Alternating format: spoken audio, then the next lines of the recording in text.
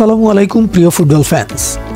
বিশ্ব ফুটবলের জাদুকর লিওনেল মেসি 2 মাসের চোট কাটিয়ে আবারও মাঠে ফিরছেন।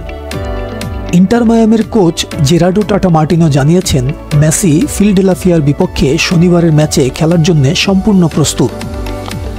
আর্জেন্টাইন এই সুপারস্টারকে ইন্টার মায়ামির হয়ে দেখা যাবে 3 মাসের বেশি সময় পর। মেসি সর্বশেষ মাঠে নেমেছিলেন 1 জুন, যখন তিনি আর্জেন্টিনার হয়ে কোপা আমেরিকা খেলছিলেন।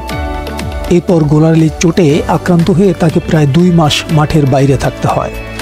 এই সময় তিনি টানা 9টি মেজর লিগ সকার এবং মৌসুমের মোট 15টি ম্যাচ মিস করেছেন। তবে ইন্টার মায়ামি মেসির অনুপস্থিতিতেও তাদের শীর্ষস্থান ধরে রেখেছে। কোচ মার্টিনো শুক্রবার দলের প্রশিক্ষণ সেশনের আগে বলেন, মেসি অ্যাভেলেবেল। তবে মেসি শুরু থেকেই মাঠে নামবেন কিনা নাকি বদলি হিসেবে খেলবেন তা স্পষ্ট করে কিছু বলেননি।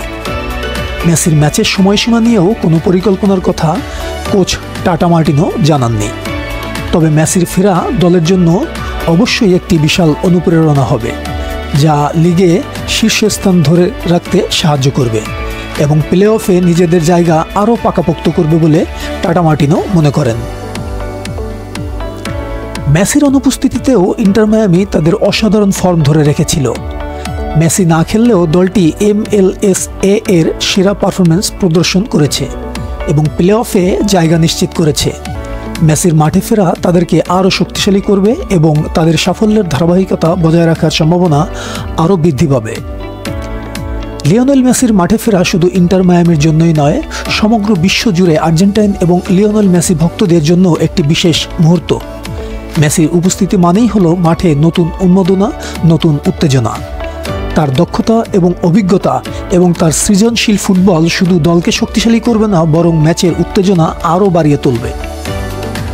মেসির নেতৃত্ব এবং মাঠে তার অবদানের কারণে ইন্টার মায়ামি আরও এগিয়ে যাবে বলে ফুটবল ভক্তরা মনে করেন।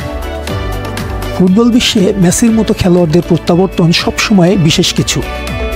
তার চোট কাটিয়ে মাঠে ফেরা ইন্টার মায়ামির জন্য বড় এক সুসংবাদ। শনিবার ফিলাডেলফিয়ার বিপক্ষে মেসির প্রত্যাবর্তন মাঠে দর্শকদের মাঝে নতুন উচ্ছ্বাস নিয়ে আসবে বলে সবাই মনে করেন।